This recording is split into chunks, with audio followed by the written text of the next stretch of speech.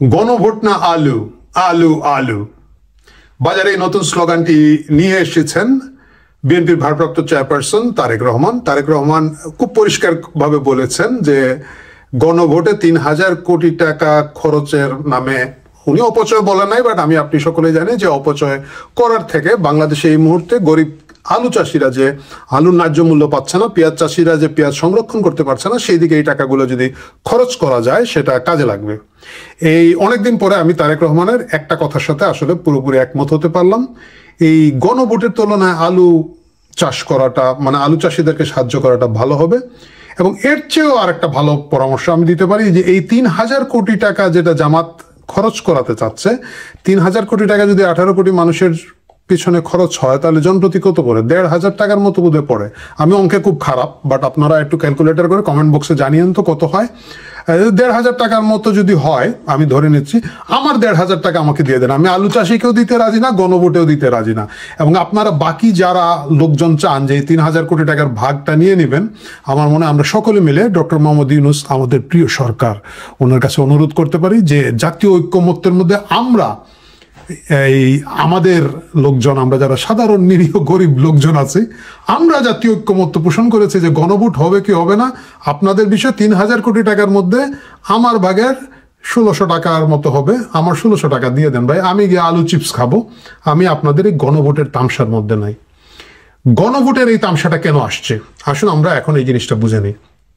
গণভোট এটা মানে ওই আলী রিয়াজের বান্দর নাচ এর বাইরে। আলী রিয়াজ এসেছিলেন, উনি যেহেতু এটা হয় কি ধরেন গ্রামের একজন লোক ঢাকা শহরে চাকরি করতে আসলে এরপরে গ্রামের আরো ২০টা লোক করে দেখতে আসে, ওরা দেখতে গেলাম, লোকে একটু চিড়িয়াখানা দেখে গেলাম, তারপরে এখন তো বোধহয় শিশু পার্কটা বন্ধ করে রেখেছে। আহারে, শিশু পার্কে আসতাম আমরা আগে ছোটবেলা, বুঝছেন, মফস্বল থেকে আসতাম।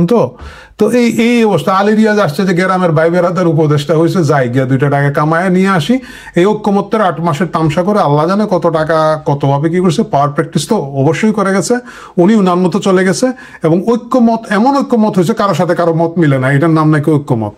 এখন একবারে নতুন একটা বাংলা অভিধান বানাইতে হবে এই এদের এই তুগলকি বানান টানানোর জন্য। যাই হোক, কেন জাতীয় ঐক্যমতে গণভোট চাচ্ছে জামাত?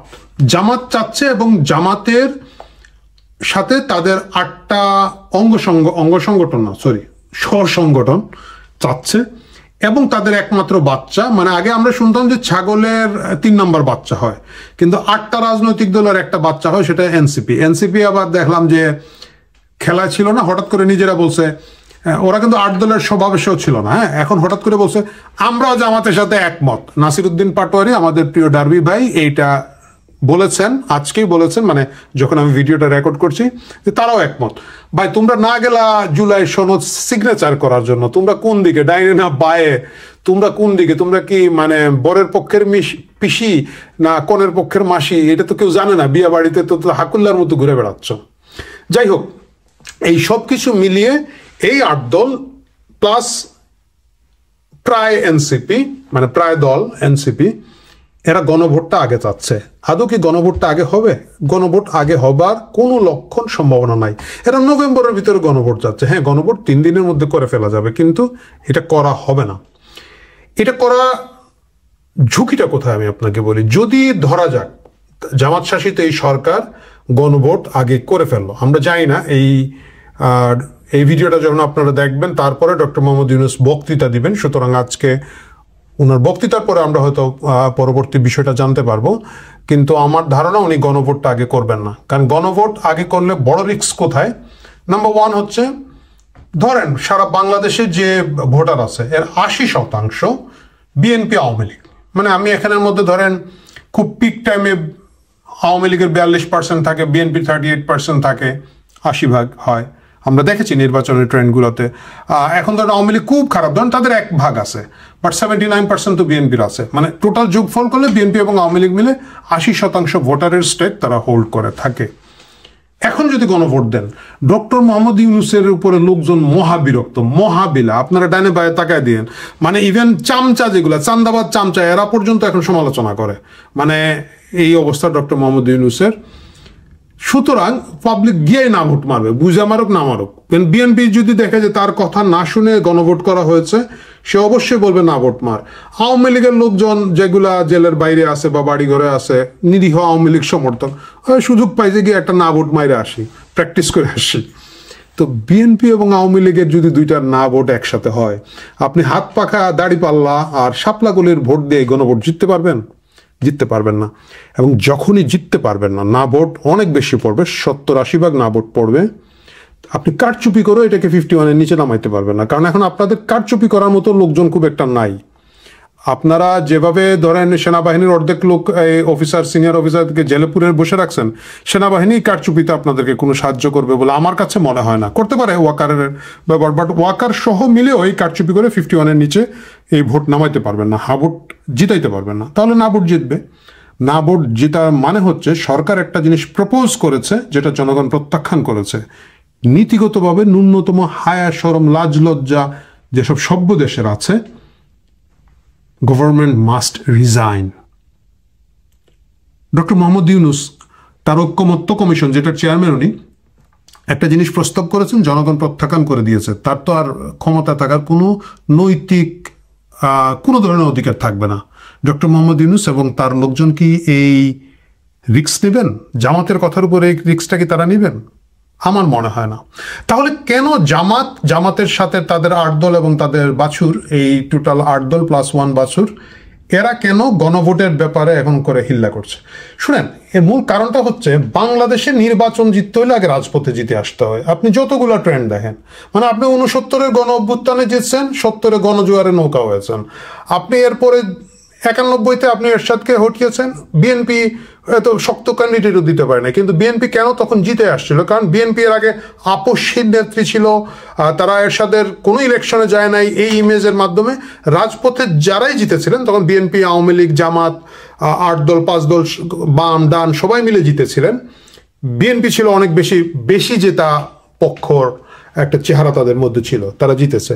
রাজপথে জিততে হয়। 96-এ কি হয়েছে? আওয়ামী লীগ আগে রাজপথে জিতেছে, 15 ফেব্রুয়ারি নির্বাচনের পরে তারা বিএনপিকে রিজাইন করতে বাধ্য করেছে, যার কারণে তারা আবার জিতেছে। আবার দেখেন আপনি এরপর যতগুলোতে দেখবেন নির্বাচনে, আপনি যদি 111 পরবর্তীতেও দেখেন, যেহেতু আওয়ামী লীগ ওই সময় জিতেছে, তারা পরে নির্বাচন জিতেছে। সুতরাং জামাত এখন চাচ্ছে কোনো না কোনোভাবে রাজপথে একটা ক্লিয়ার ভিক্টরি তাদের দেখাতে। কারণ এখন পর্যন্ত তারা যে ভিক্টরিটা আছে, লজ্জা তারা এটা ক্লেম করতে পারছে না। 5 আগস্টের মূল ভিক্টরিটা যে জামাতের, এটা তারা খুব বড় গলায়, শক্ত গলায় বলতে পারছে না।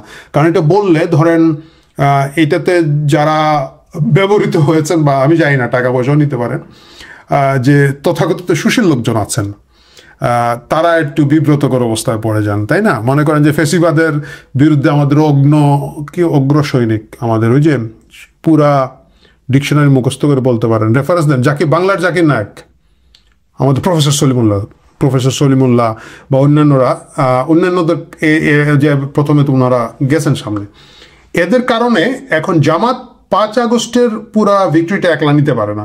আবার বিএনপি বলে যে শহীদের সংখ্যার মধ্যে তাদের লোকজন বেশি, তাদের 500-র উপরে ছাত্রদল যুবদলের লোকজন মারা গিয়েছেন বলে তারা দাবি করেন। এখন জামাতের একটা ক্লিয়ার ভিক্টরি দরকার রাস্তায়, এবং তারা ভাবছে যেহেতু সরকার তাদের এই নাটকটার মাধ্যমে তারা এই গণভোটটা করতে পারবে। এটা হচ্ছে তারা এবং তাদের বাকি 7 দল হাত পাকা, এরা তো ভাই রাজনীতি বুঝে না, এরা জামাত হয়তো এদেরকে বুঝিয়ে একটা লাইনে নিয়ে গেছে। এনসিপির ঘটনাটা কি? এনসিপির ঘটনা হলো জলে নামবো, চুল ভিজাবো না, আবার শাওয়ার ক্যাপও লাগাবে না, মানে ডুবো দিবে না। ওরা একটু সমর্থন দিয়ে বিএনপির করছে, আমরা কিন্তু জামুগা 3টা সিট দিবা বলছো, 3টা সিটে হবে না, আমরা এই গেলামগা এই ভাবটা তারা দিচ্ছে। এবং বিএনপি এটা টের পাচ্ছে যে যদি আদারওয়াইজ এই 3000 কোটি টাকা নিয়ে কি আপনি মনে করেন যে সত্যিকারের বিএনপির কোনো মাথা ব্যথা আছে? বিএনপি জানে যে যদি এই ধরনের একটা গণভোট, তারা যেটাকে অস্বীকার করেছে, তারা যেটা বলেছে যে দেওয়া যাবে না, দেওয়ার প্রয়োজন নাই, এটা যদি আগে হয়, বিএনপির একটা পরাজয় এখানে তৈরি হয়। এবং এই পরাজয়টা তৈরি হলে আগামী নির্বাচন নিয়ে আমার ধারণা সবচেয়ে বেশি টেনশনে আছে বিএনপি। তারা নিজেরাই বুঝতে পারছে না যে গ্লোবাল পলিটিক্স তাদেরকে কতটুকু ক্ষমতার মাঝখানে আনতে চাচ্ছে বা কতটুকু পাস দেবে, সুযোগ দেবে তাদেরকে। তারেক রহমান এখনও কিন্তু জীবনের ঝুঁকির কথা বলে দেশে আসছেন না। এর মানে হচ্ছে কোথাও না কোথাও তাদের কাছে সিগন্যালগুলো ভালো না, বিএনপি গণভোটটা হতে দিবে না। এই হচ্ছে অবস্থা। এখন দেখা যায় ডক্টর মোহাম্মদ ইউনূস কোন দিকে যান, তিনি কি গণভোটের দিকে যান নাকি আলু খেতে গিয়ে আলু চাষিদেরকে রক্ষা করেন? এইটা আমি আপনি মিলে আরো কিছুক্ষণ পরে ডক্টর ইউনূসের ভাষণ হয়তো বুঝবো না, কারণ ডক্টর ইউনূস খুব মিষ্টি মিষ্টি কথা বলে হয়তো কিছু একটা বলবে। দেশের দুনিয়ার সবাই আমাদের কাছে চিঠি লিখে বলছে তোদের তরুণদেরকে পোস্ট করে দেন, পাঠান, আপনারা যতজন পারেন পাঠান, কতজন পারেন পাঠান, এইসব হয়তো আবার একটা বগিযোগী বক্তৃতা উনি দিয়ে দিবেন, আর তখনই আমরা বুঝতে পারবো। কিন্তু ওভারঅল আমার কাছে মনে হচ্ছে জাতীয় নির্বাচনের আগে গণভোট হওয়ার সম্ভাবনা নাই। এই গণভোট জাতীয় নির্বাচনের আগে করে জামাতকে সুবিধা দিতে এবং ডক্টর ইউনূস নিজের বিপদ ডেকে আনতে ডক্টর ইউনূস কখনোই রাজি হবেন না। প্রিয় দর্শক, কথা হবে, আজকেই হয়তো কথা হবে, আরেকবার দেখা যাক কি নিয়ে কথা হয়। ভালো থাকুন।